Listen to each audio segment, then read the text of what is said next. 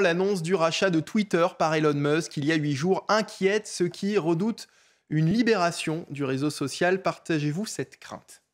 Ouais, évidemment non, mais je pense que tout le monde aurait dû applaudir cette annonce faite par ce milliardaire américain, naturellement dont la personnalité peut naturellement être provocante, on ne peut ne pas aimer bien sûr, mais de vouloir libérer une parole à travers la libération de Twitter, il me semble que ça devait être applaudi par tous ceux qui se réclament d'une démocratie, en tout cas d'une démocratie vivace, une démocratie vivante. Or, il faut bien remarquer que cette annonce-là a été effectivement très critiquée, notamment par la gauche, notamment par le gouvernement, et donc cela a révélé effectivement l'état catastrophique de notre propre démocratie, de notre démocratie confisquée, qui craint aujourd'hui la libération de la parole et parce qu'ils veulent protéger, dans le fond, une sorte de consensus officiel, de récit officiel qui est contrarié à la moindre contradiction. Et on voit ça apparaître, en effet, à travers de très nombreux débats. Et donc, je trouve suffocant, en effet, que la gauche, notamment la gauche, ait été la première à monter au créneau pour dénoncer le risque fascistoïde, c'était presque ça,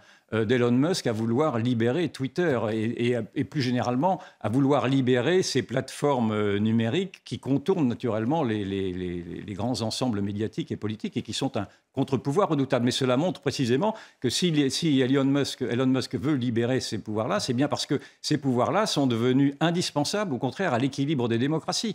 Et je trouve ahurissant d'avoir lu, par exemple, et c'était très significatif, sur le site de France Inter, la radio publique France Inter, qui pratique un équilibre des opinions qui est tout à fait relatif. Moi, j'ai plus de 40 ans de journalisme, je n'ai jamais été invité à France Inter et qui a abordant ce sujet du rachat de Twitter, a dit que c'était un rachat qui réjouissait l'extrême droite et qui réjouissait la fachosphère, en me mettant d'ailleurs dans la fachosphère, parce que j'avais applaudi par un tweet cette expression, ce rachat de Twitter. Donc vous vous rendez compte, si l'on suit la logique de ces gens-là, qu'en effet, le fascisme est derrière, se dissimule derrière Elon Musk, parce que Elon Musk veut libérer la parole. Mais enfin, c'est une aberration. Si vraiment il y a un fascisme qui vient, c'est bien celui qui oblige à dire et qui impose des censures. On le voit très systématiquement d'ailleurs dans tous ces médias publics, notamment, qui ne pratiquent pas naturellement les équilibres des opinions. Et s'il y a un fascisme, cela vient maintenant, pour parler comme eux. Je vois bien ce que ça a d'excessif, mais eux ne se privent pas de ces termes excessifs quand il s'agit de nous stigmatiser.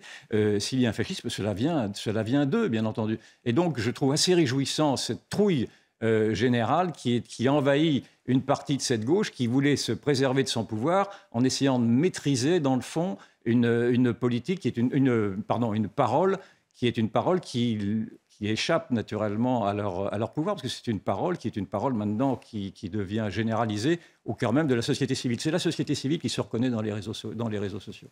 Après, vous concevez, Yvan, que tout ne peut pas être dit sur Twitter. Non, mais c'est l'argument qu'on entend en disant mais si vous libérez Twitter, vous allez libérer la haine, vous allez libérer En effet, on comprend tout à fait ça. Il est hors de question, bien entendu, de ne pas respecter les législations. D'ailleurs, Elon Musk lui-même a admis qu'il allait réfléchir à une modération. Une modération est indispensable sur les réseaux sociaux. On y trouve le pire et le meilleur, on est bien d'accord, hein.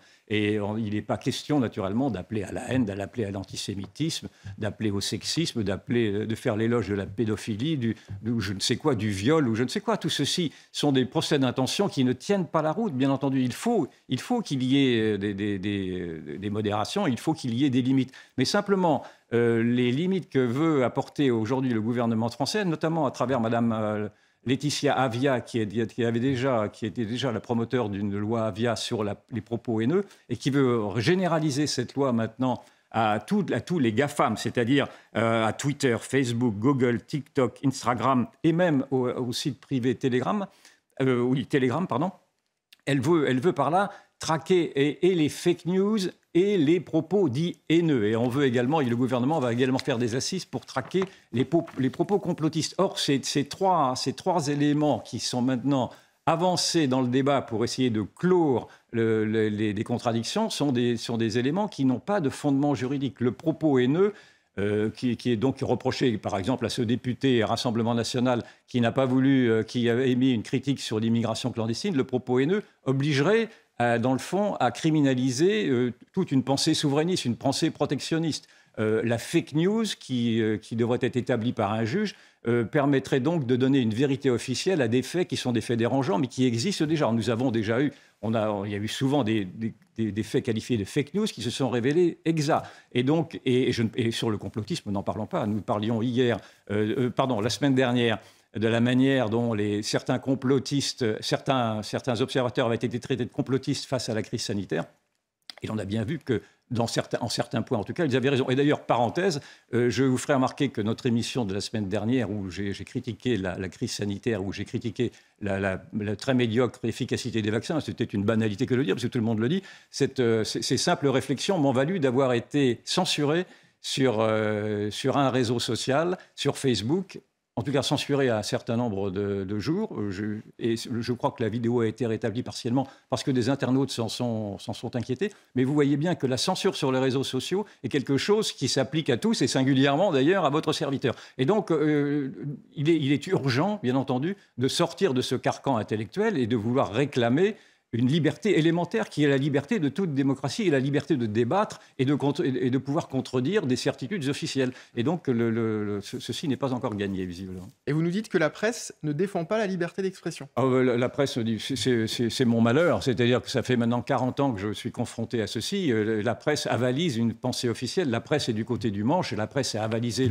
le discours sanitaire. La presse a avalisé tous les discours, y compris d'ailleurs le discours belliciste sur la guerre en Ukraine, où il est difficile d'avoir des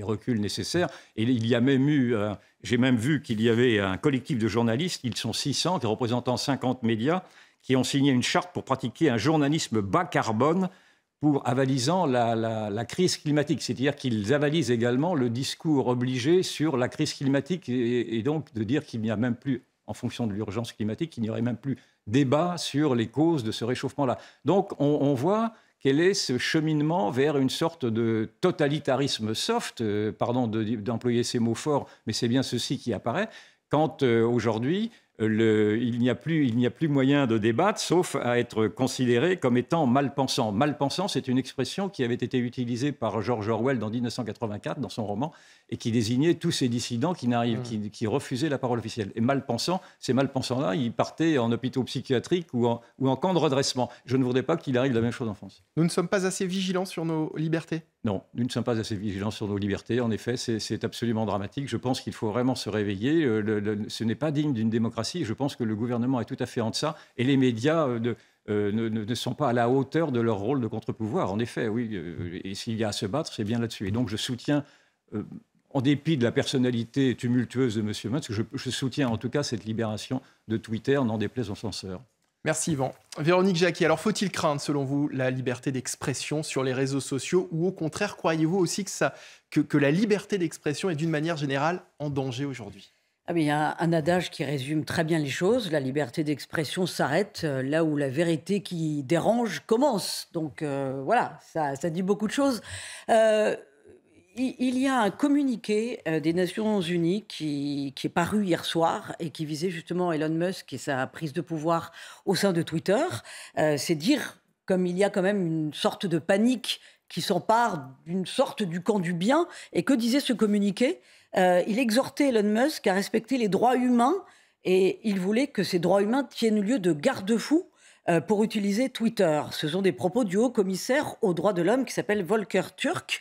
Alors, on se rend bien compte que Elon Musk est une personnalité fantasque, qu'on peut se dire qu'on ne sait pas trop où il va, mais effectivement, le fond du problème est on veut tout canaliser, on veut tout maîtriser, on veut tout contrôler, il ne faut surtout pas que ça déborde.